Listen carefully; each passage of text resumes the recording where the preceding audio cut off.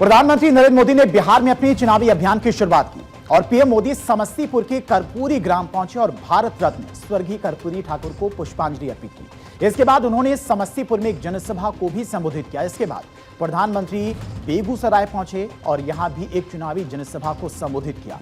दोनों जगहों पर प्रधानमंत्री मोदी ने विपक्ष पर जमकर हमला बोला। दिखाते आपको एक रिपोर्ट।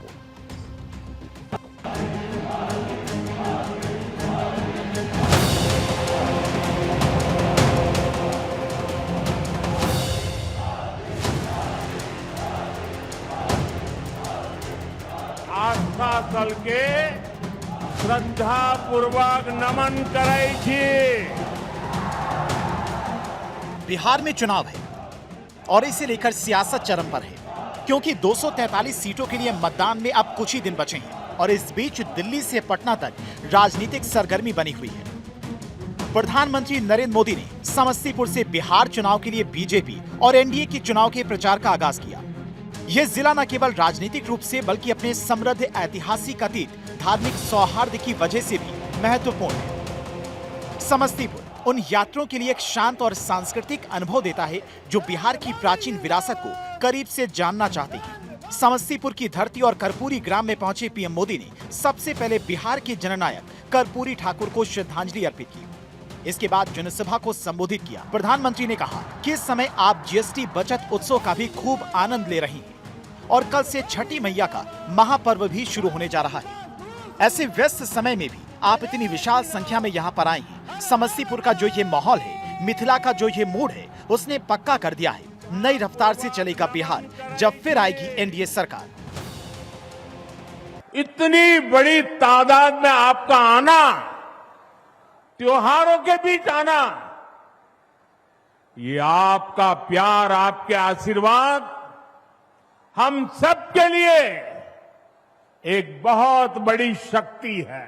इस समय आप जीएसटी बचत उत्सव का भी खूब आनंद ले रहे हैं और कल से छठी मैया का महापर्व भी शुरू होने जा रहा है।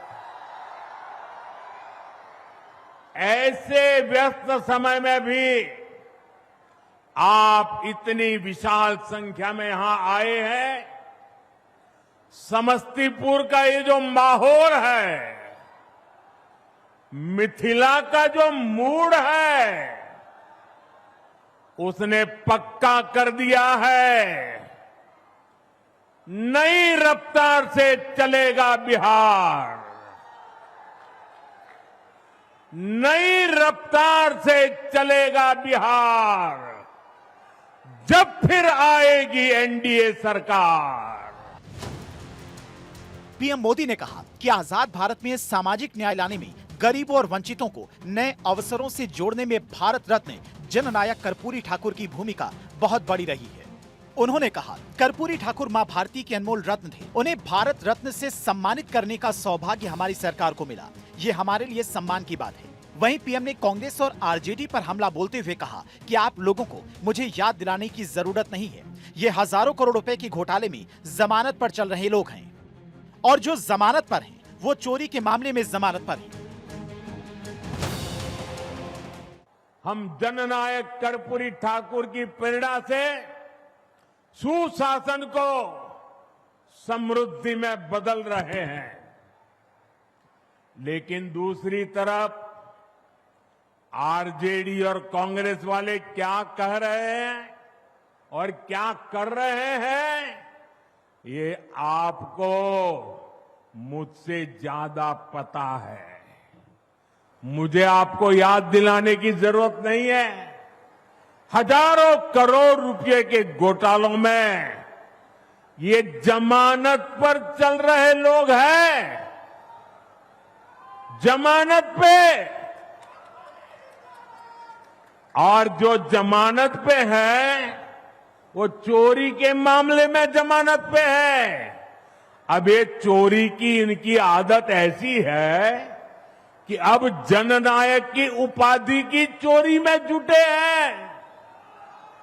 जिसके पास मोबाइल है। समस्तीपुर के बाद प्रधानमंत्री ने बेगूसराय में भी मोबाइल की टॉर्च चालू करवाई। उन्होंने पूछा कि इतनी रोशनी में क्या आपको लालटेन की जरूरत है? इस दौरान पीएम ने कहा कि हमने जंगल राज को सुशासन में बदला और अब सुशासन को समृद्धि में बदलने का समय। मैं इसके लिए आपसे आशीर्वाद लेने आया हूँ। मैं बिहार के युवाओं से विशेष आग्रह करने आया हूँ। वो 2005 का अक्टूबर का महीना ही था जब आपके माता पिता ने बिहार को जंगल राज से मुक्त किया था। अब 2025 आपके लिए जिम्मेदारी लेकर आया है। आपके वोट से बिहार समृद्ध होगा। हमने जंगल राज को सुशासन में बदला। अब सुशासन को समृद्धि में बदलने का समय है। मैं बिहार की समृद्धि के लिए आप सभी का आशीर्वाद लेने आया हूं। मैं बिहार के नौजवानों से विशेष आग्रह करने आया हूं। वो 2005 का अक्टूबर महीना ही था जब आपके माता पिता ने बिहार को जंगल राज से मुक्त किया था, सुशासन को चुना था।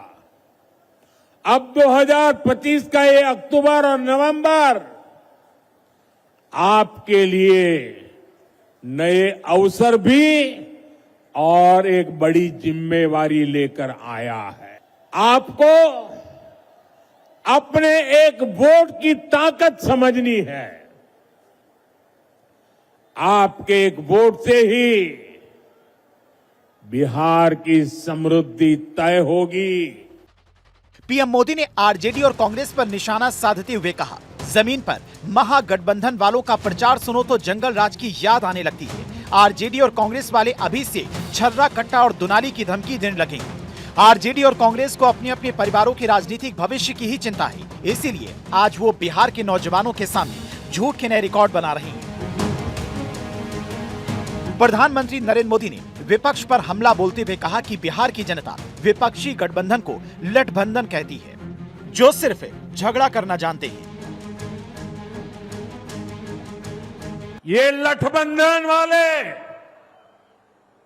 जिन लोगों को चुनाव लड़वा रहे हैं, उससे साफ हो जाता है कि ये पुराने दिन वापस लाना चाहते हैं।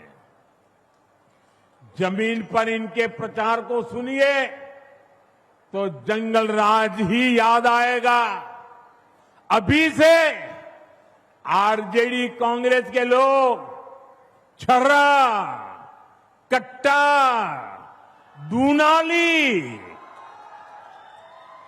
और घर से उठा लेने की धमकी देने लग गए हैं। इनका प्रचार इन्हीं धुनों पर चल रहा है। इसलिए बिहार के लोगों को सावधान रहना है। बेगूसराय में जनसभा को संबोधित करते हुए पीएम मोदी ने विपक्ष पर निशाना साधते हुए कहा कि बिहार में लालू राज के दौरान बिहार में जंगल राज था। लोग शाम को बाहर आने से डरते थे, लेकिन जब 2005 में बिहार में एनडीए सरकार आई तो बिहार में सुशासन की सरकार आई और आज बिहार हर क्षेत्र में आगे बढ़ रहा है। लगातार विकास का काम हो रहा है। जंगल राज ने बिहार के नौजवानों के भविष्य को अधर में लटका दिया था। बरौनी बेगूसराय को एक सदी पीछे धकेल दिया। जिस आरजेडी ने बिहार को पलायन का अभिशाप दिया, उसके नेता आज बड़ी बड़ी बातें करते हैं। साथियों, एनडीए सरकार के लिए विकास सबसे बड़ी प्राथमिकता है। हम जानते हैं कि जब औद्योगिकरण होगा तो नौकरियां भी आएगी। इसलिए हमने सबसे पहले बिहार को जंगल राज से मुक्त किया। जब बिहार में कानून का राज लौटा तो उद्योगों के लिए भी माहौल बना। 2014 में डबल इंजन की सरकार बनने के बाद इसे और गति मिली। आज बिहार के जननायक कर्पूरी ठाकुर की सरजमी से गूंजा चुनावी शंखनाद सिर्फ प्रधानमंत्री नरेंद्र मोदी की चुनावी जनसभा नहीं, बल्कि एक युग परिवर्तन का ऐलान है। ये शुरुआत साधारण नहीं थी। ये गरीब की आंखों में चमक जगाने वाली शुरुआत थी। ये युवा के सपनों को पंख देने वाली शुरुआत थी। ये बिहार की मेहनत को मंडी से नेशन बिल्डर पावर हाउस बनाने वाली शुरुआत थी। और इसे बीजेपी की ओर से सामाजिक न्याय के एजेंडे पर जोर देने और विपक्षी महागठबंधन के पारंपरिक वोट बैंक में सेंध लगाने की एक सोची समझी रणनीति के तौर पर देखा जा सकता है। Bureau report, Bharat 24।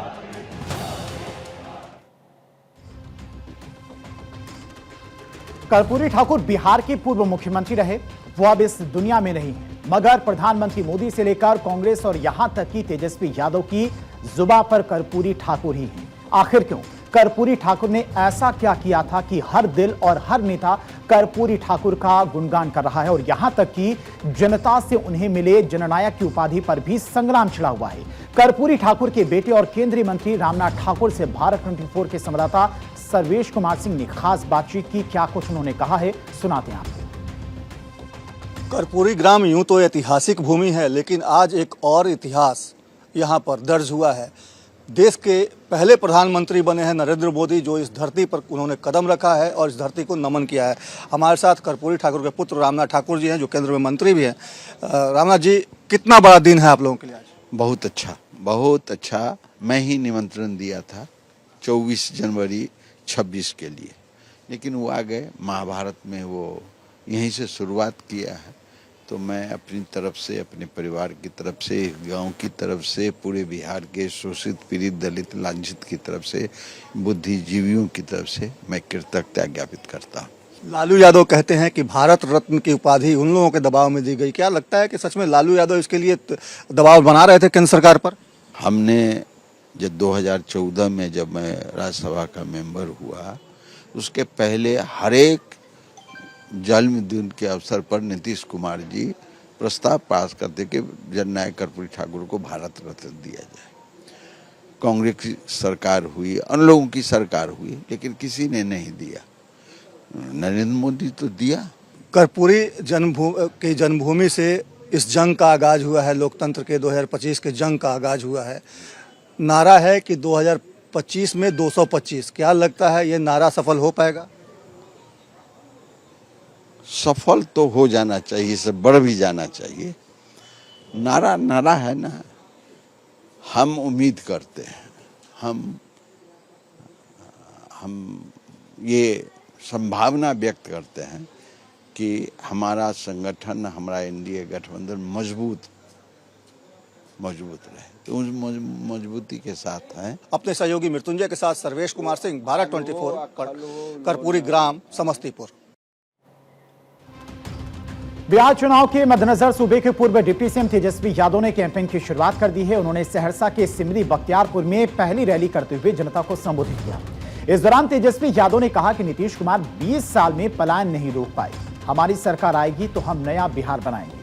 मेरी उम्र भले ही कच्ची है, लेकिन जुबान पक्की है। मेरा सपना भ्रष्टाचार मुक्त बिहार बनाने का है। उन्होंने आगे कहा कि एनडीए के सीएम फेस का पता नहीं है। बीजेपी नीतीश कुमार के साथ अन्याय कर रही है। तेजस्वी ने जनता से काम करने का वादा किया और केवल जुमलेबाजी ना करने की बात कही। उन्होंने वोटर से एक मौका देने की अपील की है और तेजस्वी ने एनडीए और मुख्यमंत्री नीतीश कुमार पर जमकर निशाना साधा। एक बिहारी होने के नाते एक कसक है, एक पीड़ा है, एक दर्द है तेजस्वी के दिल में कि बिहार हमारा सबसे गरीब राज्य है। सबसे ज्यादा बेरोजगारी बिहार में है पूरे देश में। सबसे ज्यादा पलायन बिहार से होता है। महंगाई से लोग परेशान हैं। कोई उद्योग कारखाना नहीं है। अपराध चरम पर चला गया। अपराधी बेखौफ घूम रहे हैं। कोई कार्रवाई नहीं हो रही, कोई सुनवाई नहीं हो रही। भ्रष्टाचार चरम सीमा पर है। एक नए सोच के साथ नया बिहार बनाने का समय आ गया है। परिवर्तन परिवर्तन का समय आ गया है और हम लोग सभी समाज के हर धर्म के लोग, हर जात, हर वर्ग के लोगों को साथ लेकर के चलना चाहते हैं और एक नया बिहार बनाना चाहते हैं, एक नई सरकार बनाना चाहते हैं, जनता का राज लाना चाहते हैं।